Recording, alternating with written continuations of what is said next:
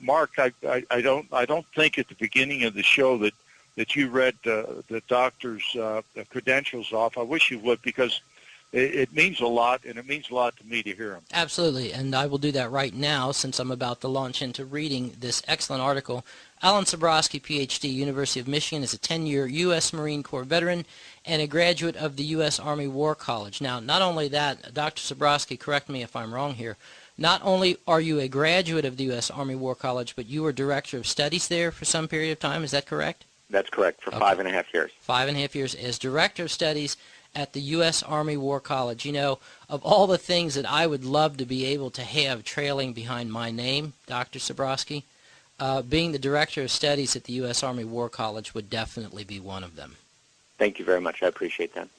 When we look at the two wars that the United States finds herself in, and on the cusp of at least two others, and all of this for the benefit of a certain foreign a country sitting on the eastern shores of the Mediterranean Sea, they have been wildly successful at bringing all of this about, and I think one of the main components of this is the fact that very few people really understand the nature of the problem. And I think that your article here basically lays out the problem, which is that when you have people who try to make this claim that they are loyal to America and at the same time loyal to a foreign government, it is a lie.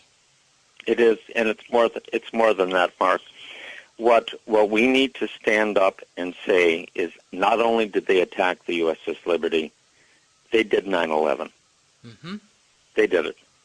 I have had long conversations over the past 2 weeks with contacts at the Army War College, at headquarters Marine Corps, and I've made it absolutely clear in both cases that it is 100% certain that 9/11 was a Mossad operation. Mm-hmm. Period. Mm-hmm.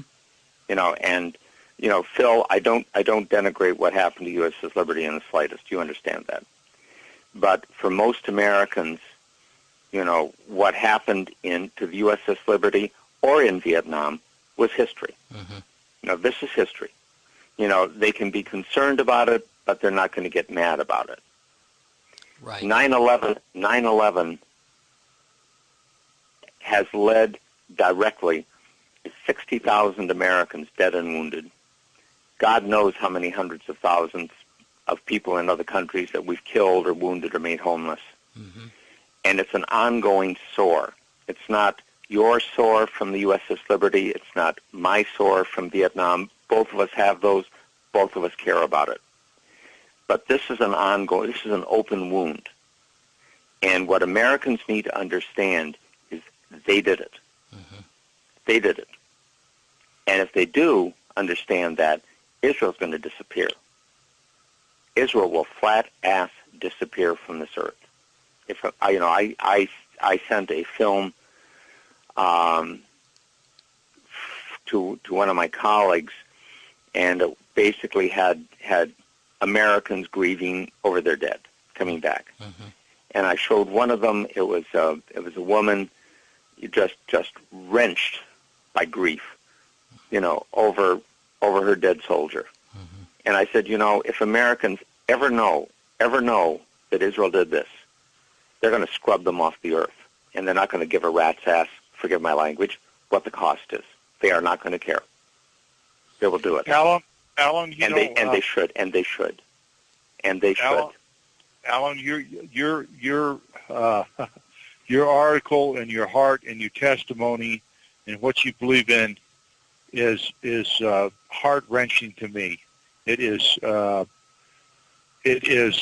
like our founding fathers and their shadows. Get down below and you'd see talking, molten steel. We have to fix this. Molten steel running down the channel. We have to make our own way, and we have to like do it now, or we will go down. Exactly. And absolutely, Phil. I agree fully. Your article needs to be shipped off to the Library of Congress immediately. Well, I can tell you it's being read by some people in headquarters Marine Corps and at the Army War College. I sent it off to them this past week, and I've had some long discussions with people up there, and there are some really, really unhappy people. What are they saying? If you can talk about that, Dr. Sabrosky, what You know, I'm curious. Astonishment. Okay. The first thing, Mark, is astonishment. They didn't know. They truly didn't know. And these are not unintelligent people. They really didn't know. And the next statement is rage. Mm-hmm. Real rage. And the Zionists are playing this as truly an all or nothing exercise. Mm-hmm. Because if they lose this one, that's it. If the American people ever realize what's right. happened, mm-hmm. they're done. That's it. I have one grandparent who's Jewish. So it's not only a matter of blowing our cover. If Americans ever truly understand that, their history. It'll be a bloody, brutal war, and they're gone. Mm-hmm. I mean, it's not even going to be a close contest. Well, and they know that, and what they understand, I think, as well, is that their leverage is on the political appointments. Mm-hmm. Their leverage is not in the uniformed services. There are lots. If you pick up the Army Times or the Navy Times or any of the journals of any of the services, you get a very different view than you get, looking at the Congress and the White House. Mm-hmm. And the military has not been bought.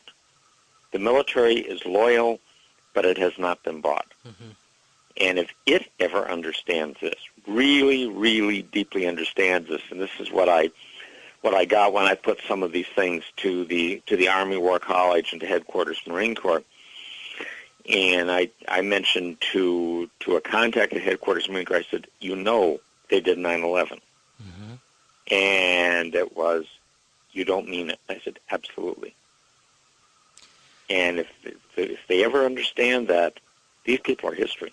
Well, now let me ask you something, Doctor. And obviously, I understand that we need to protect the names of the innocent here, and this is there probably there are no innocent. Okay, I'd like to know a little bit more about this. I mean, these conversations that you're having with your colleagues who are still serving in uniform, what is the reaction on their part when you tell them things like this?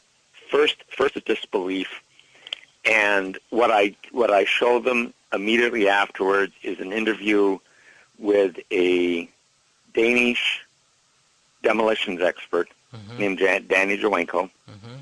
and it shows the third building at the World Trade Center going down, mm-hmm. WTC-7. Right. And they look at that, and I said, now you understand that if one of the buildings was wired for demolition, all of them were wired for demolition. Right.